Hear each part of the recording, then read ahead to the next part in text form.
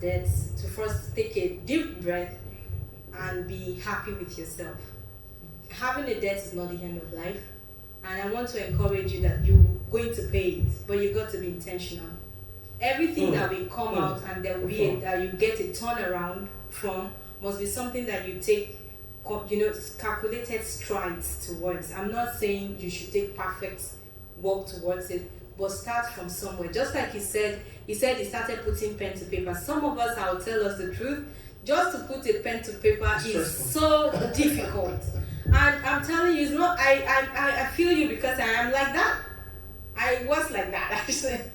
Like I'm thinking, no, I got it all mentally recorded. No, I have it, I'm tracking it. But truly speaking, our brain is so good and it's so good that much, but will not continually keep all this stuff for us. That's what they call the spatial brain. That is a part of it that just helps you to keep, and it keeps erasing the last thing as it gets. It's just like a computer. They're just all encompassing. Now you're talking from the medical school.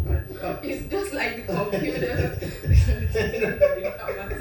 It's just like the computer, when the RAM, or was it the RAM you call it now? Oh, you're going IT again now? Alright, keep going. Oh no. Okay, when the memory is filled up. So it is very important. And the good thing about putting a pen to paper is that it records in your head. Just like he said, he started discovering monies is wasting in Starbucks or McDonald's or coffee. I don't want to say that to the mic. So my wife is having here. So you begin to see all those things that you. So firstly, just from that debt, first appreciate your position, and then don't allow it to overwhelm you. That's number 2 step. Right. Know that you have a debt. Raise your head high and stand tall that I am owing. Don't altogether don't just budget paying debts and not save.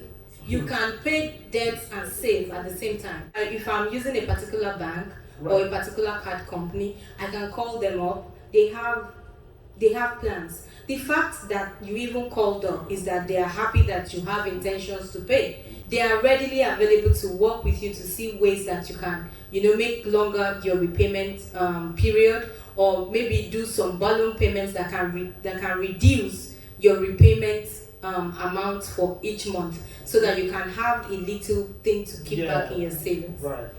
And don't, we always encourage people not to wait to save until they finish paying debts. Keep paying your debts and keep saving. I want to get that right. So you don't need to wait to save until I want to get that until your debt is fully paid. Oh yeah, you don't have to wait to save until your debt is fully paid. Yes. Oh right, yeah. And again, let me also emphasize that I don't want to assume that we are all doing this. I'll just mention that when you have a credit card, because this is like the most common debts around here, just make sure to try to avoid paying up at the right time. Don't avoid paying up. Avoid delayed payments, repayments. Avoid delayed repayments. Avoid just picking up your card and just spending it on a spree. Be intentional about your finances. In fact, that actually sounds, because though we encourage some people to send questions, even though we are not making it public, but I just have one here say, can one be debt free and still make it considering credit ratings? Yes. So the question is, can one be debt free and also be still have a good credit considering credit rating? Yeah, we will always encourage you to have a credit card for the purpose of your credit rating, but you can be debt free and also have a credit rating. There is a program in the banks that they give everyone that you can open a card. You pay because it's like your cash is like the collateral for whatever you're being paid on that credit card. Okay. So it's collateralized cash in your card. Right. So the card they record it in your account, your credit card account, as a credit card, or sometimes they call it some other variant names. But basically it operates like a credit card, and they are watching you. They expect that from time to time you buy and you use the money there and return it. So adding more money above the limits. Okay, let me say that I have in this bank I have about $40,000. Right. I don't have Limits. debts and I don't have a credit history, and I'm trying to generate a credit score that will help me to do other things that my money cannot do.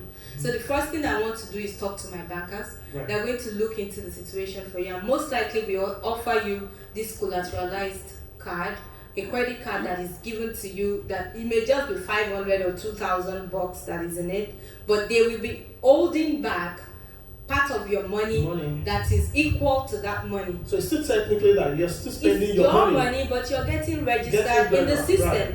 You're recording. That's You're very beginning to informative. you're beginning to build a record, because you must have a credit score in this system to be able to get loans for mortgages or for very important things. Apart from that, credit scores are also used for so many other things apart from borrowing. So it is very important that we build a credit score, and we can do that by. So my thing on that is this. Come to think of the intention of even getting the credit card. So if you have the money, the fiscal cash, right, and you just want to improve your rating, instead of maybe the collateralizing the credit card or the cash as just the way you said it, it's just as simple as get a credit card, apply for a credit card, but you have the backup cash to pay for it for any amount you spend your Which life. is cool, yeah. You understand? So that is still just like operating. So you have much more. You can just obtain a credit card and monitor your spending. I think the issue of credit card is even more of discipline.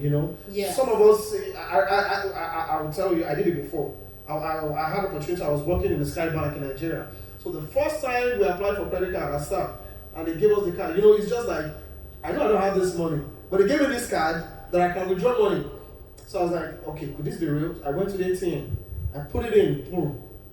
Immediately I just pressed the withdrawal and pressed the amount. Everything just came out. I was like, man, these people are in trouble. I didn't know because my knowledge about credit card, I was only in the bank, but my knowledge about credit card wasn't that. Like, I didn't even know what I was doing. I was just like, oh, okay, I'll just spend it and I just pay it back. And I just kept on. And guess what? I was spending money on unnecessary things.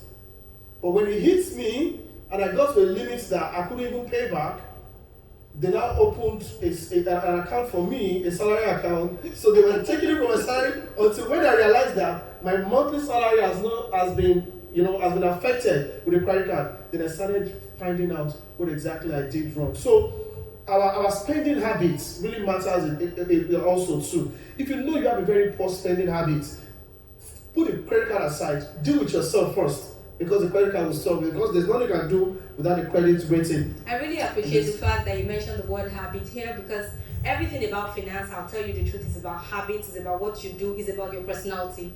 Okay. So it's who you are. Money takes the form and shape of the person who is holding it.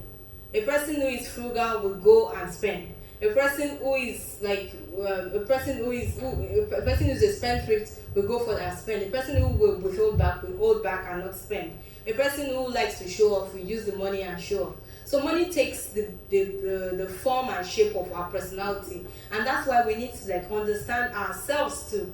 We are very wonderful creatures, and we have different temperaments, and our temperaments are determined by different factors, based from our DNAs, coming from our ancestors or our parents, to the background, the things that we've been through in life. They all affect the way we behave. So firstly, we must appreciate, who am I and why am I like that, and what is my likely response to situations when it comes to finance. Because that's where, in finances, we always emphasize that there are basic emotions that come with finance. That's greed, fear it's going to happen, they're going to throw me out of my house, or I want it all, just keep bringing it, how can I share that? We did the company together. No, I'm not going to. You're going to keep 70. I'm going to keep 70. You keep 20. You keep 20, and we keep 10 in the company. You know what I'm saying? Greed and all those. Those emotions are the things that come with money. That with the way we relate with money. But have we taken time to really understand ourselves and where we are likely to be? The way an outgoing person relates with money, the way an outgoing person, what do you call them now? The person who is outgoing, we have the choleric and the sanguine persons, or the phlegmatic or the melancholic persons. The way they relate with money is totally different. Right. Some phlegmatic person is holding back, is looking and watching because he's a slow decider. Personally, he's a slow decider. He doesn't jump and buy on the spot. A sanguine person is the life of the party. If it's a Gucci at night, we got a Gucci talk. If it is a okay, let's go there, because of his personality. So understand your personality and understand your weaknesses, and then begin to build guards against your weaknesses. If you are the type who buys it on the spot, set a law for yourself and say, if it is passing $500, or if it is past, I don't even have that boundary. I have a boundary of $20. If it is up more than $20, there is no buying on the spot. I sleep over it. So for everyone it is different. Someone else may be like, $500 is nothing, I can dash anybody, bring it on, I can return it tomorrow. But also don't be, let me say, one of the catches we have in this society here is they tell you, do it zero, it's zero, we're not going to charge you nothing, and we're going to send a box of products to you. Just subscribe. All you need to do is subscribe. Put in your card information, put in all of that, and you're like, I'm smart. Before they charge me, nothing is I will remove it before they charge me. But you know what? They would have charged you the number 1 and 2 before you realize, where did my money go? So we need to really catch up with the things happening in our society. We need to catch up with ourselves too. Who am I? And my personality, it is who I am that that's what my finance picture looks like. And you don't have to stop at being average. You can always look up to changes because our temperament is managed by the Holy Ghost. Thank you very much, Mrs. Olufunke Rice. First of all, I want to appreciate you for honoring our invitation first, and for this profound things you have dropped, the profound nuggets you have dropped for us. I'm so excited, and I'm really excited. Like, even to share the stage with you, it's a privilege. Thank you. So, it's a privilege. So, but to all our viewers out there, yes, there's just little, like I remember back in school, they tell us, whatever is going to take you to get that A grade, is 75% of it is up to you.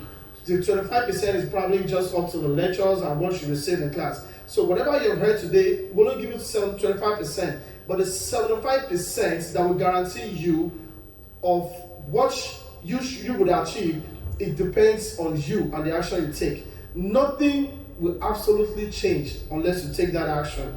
She has taken her time to give us so many steps, so many things that we need to do to change our financial status. So it's up to you to take action. Until we see you again in the next episode. Thank you for joining us.